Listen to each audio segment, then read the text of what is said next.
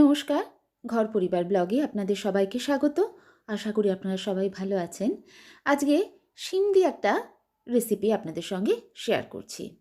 শিমের এই রেসিপিটা ভাত দিয়ে যেমন ভালো লাগে, তেমনি রুটি বা পরোটার সঙ্গেও খেতে ভীষণই ভালো লাগে। কিভাবে করছি রেসিপিটা অবশ্যই পুরো দেখবেন, আর রেসিপিটা ভালো লাগলে একটা লাইক আর শেয়ার করে দেবেন।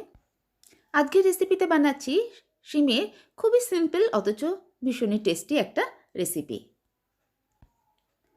আমি এখানে শিম কেটে নিয়েছি, শিমগুলোকে দুভাগ এভাবেই করে নিয়েছি।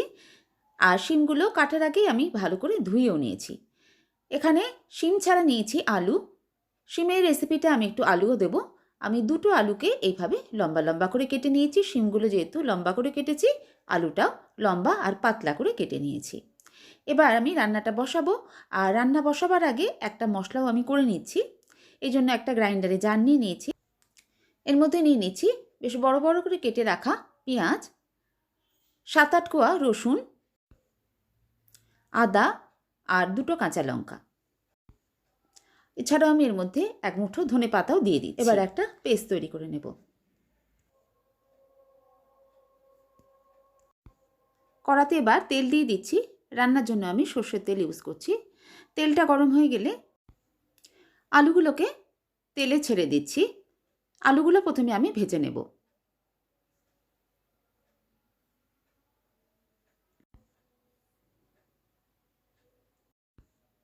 আলুগুলো বেশ ভালো করে রং ধরিয়ে ভেজে নিয়েছি। এবার আলুগুলো আমি উঠিয়ে নিচ্ছি।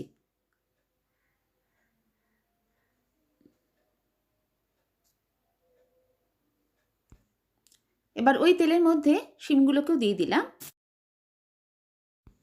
সবজিগুলো ভেজে রান্না করলে রান্নার টেস্টটা বেশি ভালো হয়। শিমটাকেও আমি ভেজে নিচ্ছি। শিমগুলো এবার আমি তুলে নিচ্ছি।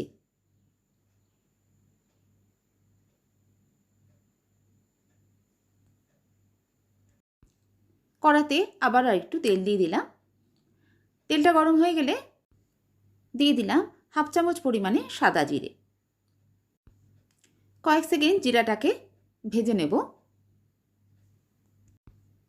ফোড়নটা ভালো করে ভাজা হয়ে গেলে এবার এর মধ্যে তৈরি করা পেস্টটা দিয়ে দিচ্ছি, যেটা আমি পেঁয়াজ, রসুন, আদা, কাঁচা লঙ্কা আর ধনেপাতা দিয়ে বানিয়েছি। এবার ভালো করে এটাকে কষে নেব।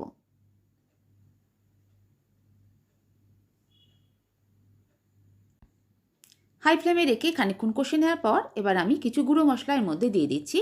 দিয়ে দিলাম হলুদ গুঁড়ো, জিরে গুঁড়ো, ধনে গুঁড়ো আর দিয়ে দিলাম কাশ্মীরি লঙ্কার গুঁড়ো কালারের জন্য। ঝালের জন্য আগেই আমি লঙ্কাটা বেটেই দিয়েছি। গুঁড়ো মশলাগুলো ভালো করে মিশিয়ে দিয়ে এবার সব কিছু একসঙ্গে কষে নেব যতক্ষণ না এর থেকে তেল ছেড়ে আসে।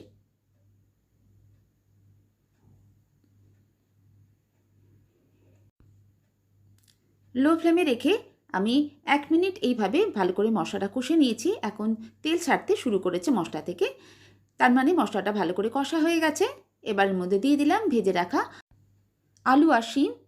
আর এখনই আমি এর মধ্যে দিয়ে দিচ্ছি পরিমাণ মতো নুন। নুন আমি আগে রান্নায় ইউজ করিনি।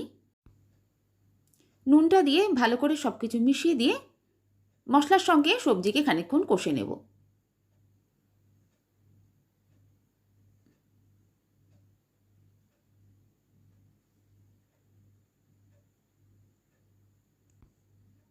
সবজিগুলো মশলার সঙ্গে ভালো করে কষে নেওয়ার পর এবার ফ্লেমটাকে একদম কমিয়ে দিয়ে ঢাকা দিয়ে রান্না হতে দেব। এবার ঢাকাটা খুলে এর মধ্যে দিয়ে দিচ্ছি 1 চামচ চিনি। চিনিটা দিলে স্বাদটা ভালো হবে। ঝাল, নুন, মিষ্টি তিনটেই ব্যালেন্স হবে আর খেতে ভালো লাগবে, এই জন্য একটু চিনি আমি দিলাম। আর দিয়ে দিলাম গরম মশলার গুঁড়ো। আর দিচ্ছি টুকরো করে কেটে রাখা টমেটো। টমেটোটা আমি একটু পরেই দিলাম, কারণ টমেটোটা আমি একদম গলাবো না। টমেটোটা নরমও হবে অথচ গোটা থাকবে আর রান্নায় হালকা একটা টক ভাব আসবে।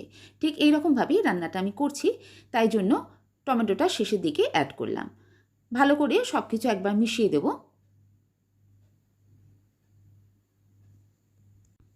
এবার অল্প একটু জল দিয়ে দিচ্ছি। শিম আর আলু প্রায় সিদ্ধ হয়ে এসেছে, সব কিছু ভালোই নরম হয়ে গেছে। টমেটোটা একটু সিদ্ধ হবে, আর হালকা একটা গ্রেভি হবে, সেই জন্য খুব সামান্যই আমি জলটা দিলাম। জলটা দিয়ে ভালো করে একবার নেড়ে দিয়ে ফ্লেমটাকে আবারও কমিয়ে দিয়ে ঢাকা দিয়ে 1 থেকে 1.5 মিনিট রান্না করে নেব। এবার ঢাকাটা আমি খুলে নিচ্ছি। রান্না এখন আমাদের প্রায় কমপ্লিট। শেষে মিলিয়ে দেবো বেশ খানিকটা ধনেপাতা। লাস্টে ধনেপাতাটা দিলে এর টেস্টটা বা ফ্লেভারটা আরও বেশি ভালো লাগে। এই জন্য শীতকালের রান্নায় একটু ধনেপাতাটা দিলে খেতে বেশ ভালো লাগে। ধনেপাতাটা দিয়ে হালকা করে একবার নেড়ে দেবো, দিয়ে গ্যাসের ফ্লেমটা আমি অফ করে দেবো। শিমের এই রেসিপিটা এখন একদম রেডি। ভালো করে একবার মিলিয়ে দিয়ে স্ট্যান্ডিং টাইমে 2-3 মিনিট রেখে তারপর গরম গরম পরিবেশন করে দেবো। বানিয়ে নিলাম শিমের একটা খুবই সহজ অথচ দারুণ টেস্টি রেসিপি। শিম আলু দিয়ে একটা খুবই ইজি প্রিপারেশন, যেটা খেতে হয় ভীষণই ভালো। এই রেসিপিটা ভাতের সঙ্গে যেমন ভালো লাগে, রুটি বা পরোটার সঙ্গেও খেতে তেমনই ভালো লাগে। আজকের রেসিপিটা যদি আমি বানিয়েছি রাতের ডিনারের জন্য, আজকে আমরা এটা রুটির সঙ্গেই খাবো। রুটির সঙ্গে খেতে এটা ভীষণই ভালো লেগেছিল। আশা করছি আপনাদেরও ভালো লাগবে। আর রেসিপিটা সত্যি টেস্টি কিনা বাড়িতে অবশ্যই একবার বানিয়ে দেখবেন, আর ভালো লাগলে কমেন্টে জানাবেন। রেসিপিটা ভালো লাগলে একটা লাইক ও শেয়ার করে দেবেন, আর আমার চ্যানেলকে সাবস্ক্রাইব করে আমার চ্যানেলে বন্ধু হয়ে আমার পাশে থাকবেন। সাথে থাকা বেল আইকনটাকে প্রেস করে নেবেন, যাতে আমি যখনই কোনো ভিডিও আপলোড করি সেটা আপনার কাছে সরাসরি পৌঁছে যায়। আমার চ্যানেলে আমি এই রকম নিত্য নতুন রেসিপি নিয়ে আসার চেষ্টা করি, যেটা খুব সহজভাবে যে কেউ বানিয়ে নিতে পারে, আর সেগুলো খেতে হয় ভীষণই ভালো। তাই অবশ্যই দেখবেন আমার রেসিপিগুলো। আজকে এই পর্যন্তই। আবার অন্য কোনো ভিডিও নিয়ে আপনাদের কাছে হাজির হব। সবাই ভালো থাকবেন, সুস্থ থাকবেন, আনন্দে থাকবেন।